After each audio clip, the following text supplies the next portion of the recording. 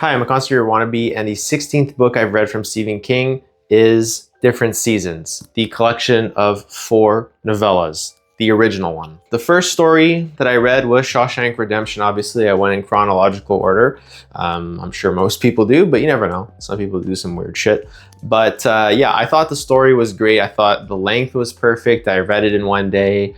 The character of Andy Dufresne he wasn't captivating as much because the story was told through another person's viewpoint, Morgan Freeman. So you didn't really get to see his complete thought process, but still a really good plot nonetheless. I didn't really connect with the characters as I'm not a prisoner, but it was a good story. However, what I thought was lacking was the emotion in terms of how I felt throughout the story. I didn't feel, I didn't gasp, I didn't scare, I didn't cheer. And that might be because I read the movie first, but the theme of, hope was definitely present in this, and of course the atmosphere of being in a prison is quite vivid. But again, I think what was lacking was just the emotion, the shock factor. There wasn't much of that for me. It was a great story, it was solid, and for this story I give it an 8 on 10. Fantastic. Then we get to Apt Pupil. I think it's an alright story. I'm gonna come out right away and say I rated it 6 on 10, 3-star novella. But there were just some parts of it that I just didn't vibe with. One of the main gripes I had was that I felt like Apt Pupil dragged on after the halfway point, after the kid essentially got his grades back up. I felt like it slowed down and just became a slog. And another part of that, of the story that I didn't really enjoy was his kind of like, both of them had this like descent to like murdering homeless people. Yeah, just both of them killing like homeless people kind of felt slightly unbelievable, and I might be in the minority of that. It just felt bizarre. It really just felt bizarre. The characters were interesting. Like the premise, the idea was pretty good because I was like, oh, you found this like old SS officer who was essentially hiding. That's a pretty cool premise. I just felt like it under-delivered for my taste. However, my biggest gripe was how Dussander got caught.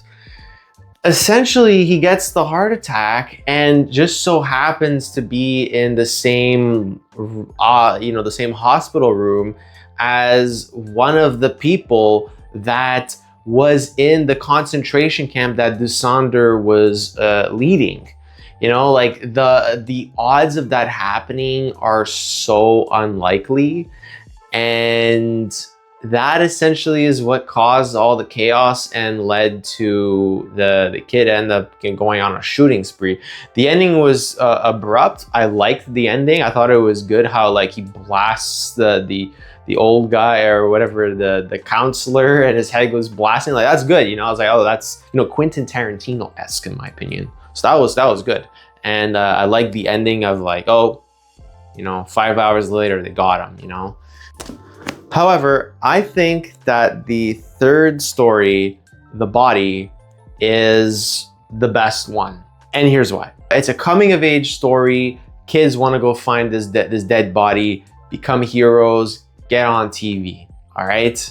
Back then, that was the dream, I guess. Throughout the story, it is a narration, a memoir of the main character. Who the fuck is the main character now? And what I liked about this was that it was a memoir. It was narrated through Gordon LaChance's viewpoint of how it went. Everything just felt right about this story. Everything just felt so good about this story. The characters of Vern, Chris, and Teddy were very captivating. They were very likable. And as a guy, as a kid growing up, I could see some of the friends I made in like elementary school, for example, have those distinct characteristics of some of them are troublemakers, others are a product of their environment, and they have to overcome just some systematic prejudices, right? And that would be Chris. And I just felt like those characters were just great. The ambiance, the atmosphere, the heat, the description that Stephen King gave of that late summer day before school starts. Honestly, it was beautiful. I totally resonated with it.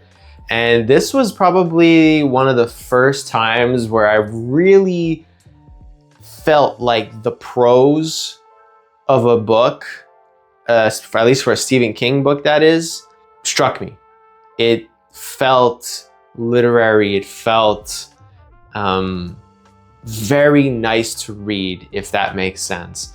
A lot of the times I felt like, reading Stephen King, yeah, his prose is good, but it's not, I don't know, poetic, or it's not beautiful on the eyes to read, I guess, because of the horror scenes. It's very descriptive and very disgusting, I guess you can say. But this was just very beautiful, the way he described that summer heat and the chickadees and just the environment, the forest, the railroads. Everything felt really nice about this.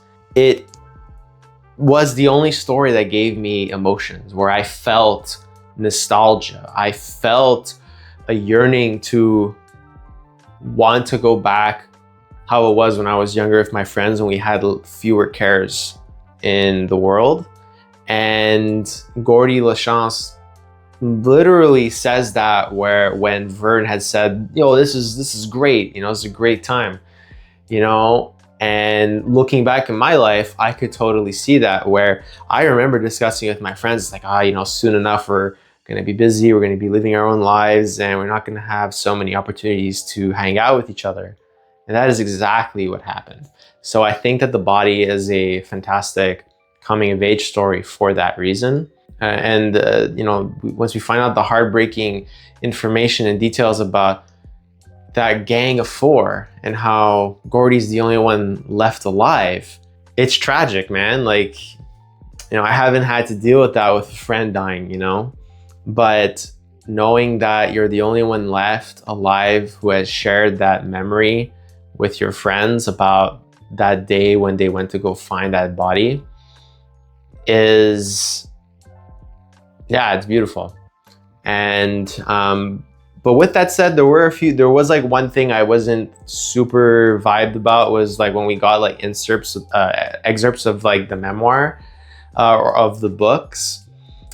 I was a bit like, I feel like it didn't need it. It didn't really add much in terms of the dysfunction that Gordy had in his family. But alas, that is my opinion. But nonetheless, The Body is almost the perfect novella in my opinion. And I give it a 9 on 10. I give it 4.5 stars. I think it's the strongest one. It raised emotions that I had, and honestly, similar to Joyland. I felt like very similar to Joyland. However, I felt like this story was a lot more succinct, and I felt like almost every word that was in The Body was necessary. And the last one, The Breathing Method. I think it's the weakest story of the bunch, and I'm outright gonna say it's a 5 on 10. I feel very neutral about it. There were things I liked about it, especially the whole part about the club. Fantastic. I really enjoyed it. Very mysterious. You don't really know what's happening. That in itself, great. I know that this is connected to one of the stories in Skeleton Crew, The Man Who Wouldn't Shake Hands. So that was cool. The story, The Breathing Method, it just felt flat. It just felt like, all right, dude, this pregnant woman gets decapitated and just she keeps breathing somehow, And I'm just like, okay, cool. But that's not what I wanted to read about. I wanted to know more about the club. I felt, I don't know if Stephen King did that on purpose or not, but I felt like I was not interested about that story. They could have literally summed it up in like a page or two and I'd be totally freaking fine. I just felt like that was the issue. It just dragged on. I was like, even for a short novella, I was just like, I don't care. But I was really interested in the club and I wish it was explored more. But that was not, I guess, what Stephen King wanted. And it just was not what I wanted as a reader. So once I did a weighted average based on page count, I give different seasons a 7 on 10, a 3.5 star read. I like the book a lot. I was surprised by the score. I thought it was probably an 8 on 10 book, a 4-star book. But ultimately, I just felt like Apt Pupil was just not for me. And I really want to give this an 8 on 10, but I just can't, based on the fact that Apt Pupil was just a large percentage of the book. It's about 40% of the book. And I don't want to give high scores just based on vibes. I do want to kind of think about it a little bit more rigorously. So let me know what you thought about different seasons. Which stories were your favorite? Which ones were your least favorite? Do you think I'm out to lunch or crazy about some stuff? I would love to hear what you think in the comments below. And if you liked the video, give me a like. If you really, really liked the video, please consider subscribing. We're always talking about Stephen King on this channel and larger reading topics in general. And as always, Stephen King forever.